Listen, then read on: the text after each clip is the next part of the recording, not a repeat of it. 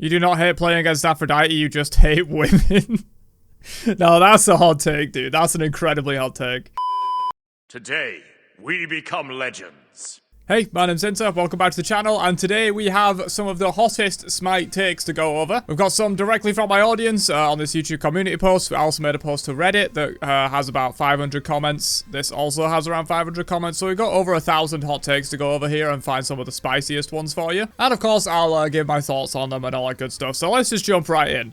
Guardian class has cooler looking gods than any other class in the game. Not a hot take, probably why it has so many likes, but yeah, I do agree with this. Most of the Guardians, just because they're often like bigger, like they're allowed to be bigger, and that makes for like cooler designs. Often a lot of them are like monsters as well, like Cthulhu and like Fafnir and Dragon Form and stuff like that. Sylvanas is obviously a really cool design, being on top of Grover and stuff like that. Yeah, they just have like the best visual designs of Smite gods in general. Getting a get down Mr. President moment, saving a teammate as a support is more satisfying than getting a kill as a damage character.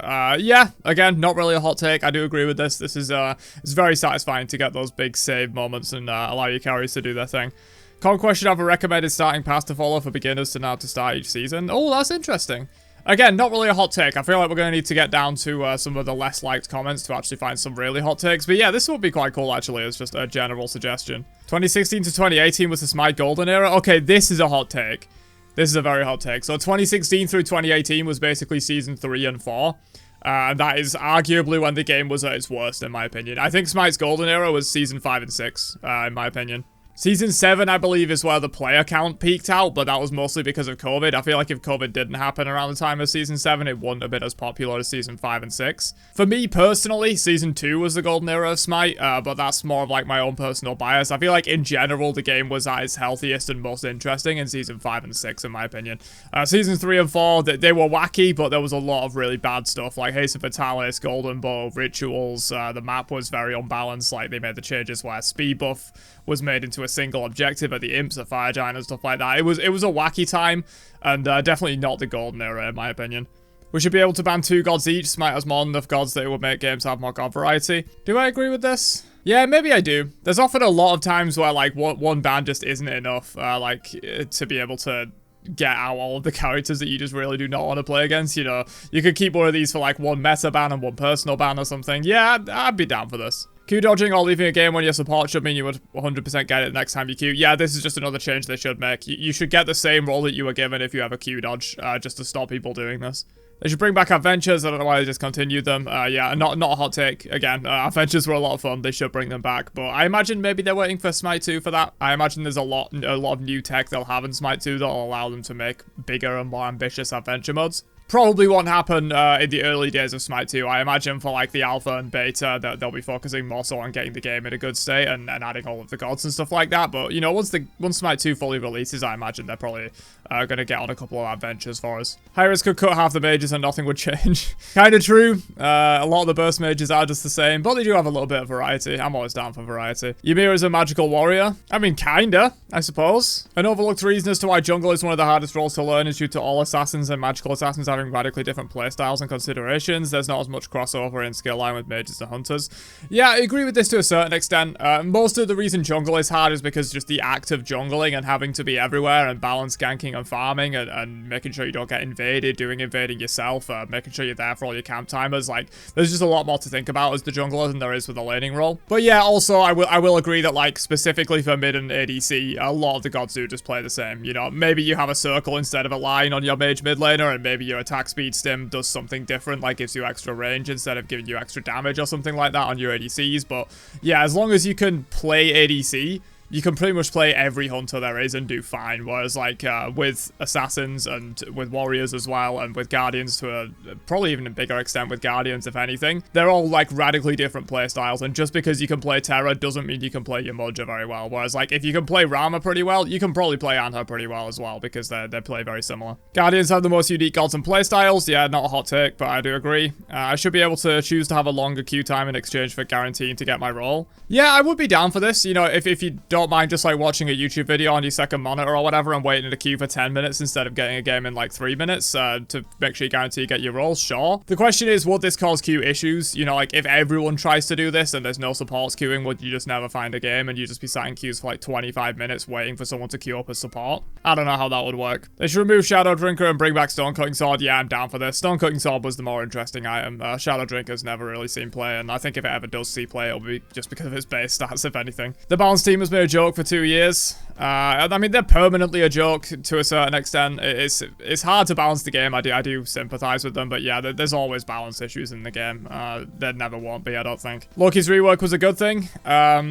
Yeah, I think saying Loki's rework was not a good thing would be more of the hot take. I think most people do agree that the Loki rework was good because most people aren't Loki players. I think Loki players really didn't like the rework, and I do agree with them on that because he's not as fun as he used to be. He's not as fun, he's not as interesting, he's not as skill testing as he used to be, but anyone who doesn't play Loki and just plays against him, they're definitely going to agree with this take because he's a lot less cancerous to play against after the rework. Marticarus isn't a bad designed character, he's a bad balanced character. I don't think I agree with this one. I do think Marty is kind of a bad design overall. But I do agree that he's not like one of the absolute worst designs in the game. I think he's definitely in like the bottom 50th percentile of like badly designed characters in my opinion. But he's not like one of the absolute worst offenders that needs a rework. It was mostly just the fact that he was left completely broken in every single game for like at least 6 months after release, and that kind of caused a problem. They should do a community vote poll of how to rework a god and see what the overall idea is, give base concepts of it, like if the community wants some DPS focus, CC focus, and so on. This could be kind of cool. Granted, I hope they wouldn't do it where, like, literally the community gets to design the god because it would end up being terrible. Believe it or not, they're actually much better at designing gods than we are. But yeah, if we gave, like, a general idea of what we wanted it to be and then they kind of created a kit from that, that could be kind of cool. Bring back hybrid items. I don't know why this is a hot take. Apparently it is, though. Yeah, hybrid items should absolutely come back. In most metas, since the removal of hybrid items, it's been easier to carry from support than solo because of how many more rotations you can get in. Yeah, it depends on your definition of carrying, but I do agree with this to a certain extent.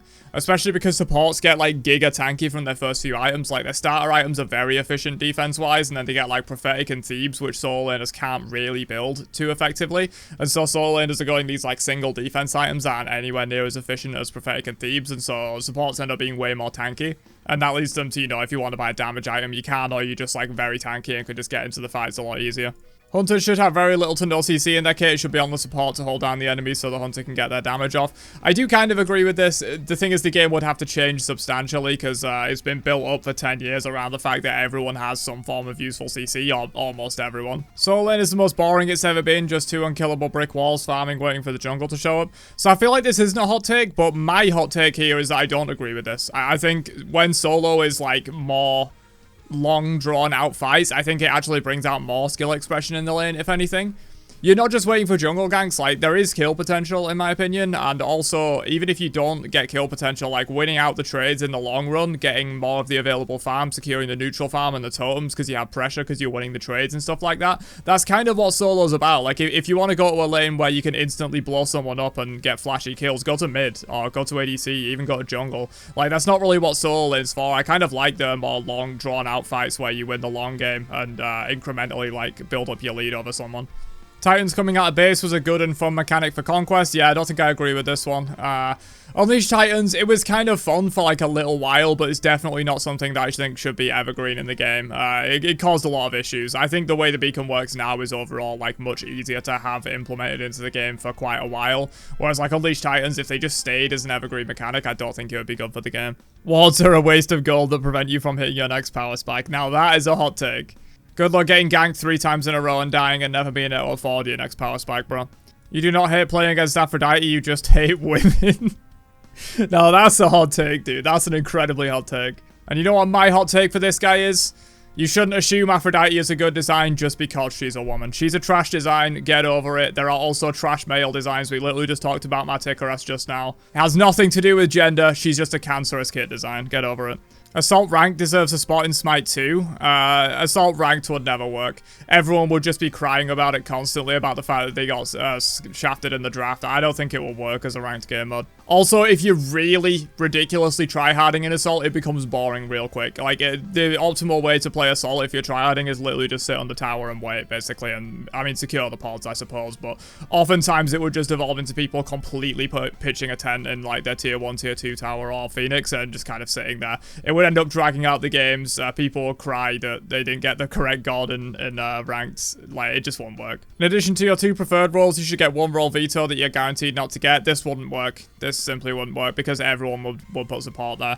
Literally 90% of the player base will put support there, and it would just extend queue times absolutely enormously because it would have to be fine that 1 in 10 players that hasn't put support as their vetoed role. Sure, sounds like a cool idea in theory, but it just wouldn't work. The mage class has a lot of diversity. Everyone's saying we have too many burst mages, don't like the main point of mages, which is burst AoE damage. So, to a certain extent, this is true. Mages do have the most diversity in terms of, like, total area of design space that they cover, because of course they cover like magical assassins, they cover magical ADCs, they cover tanky mages that can play like guardians, they cover burst mages. The problem is about 20% of the class are those variety, and 80% of the class is the exact same god just with different targeters. That's kind of the problem with mages.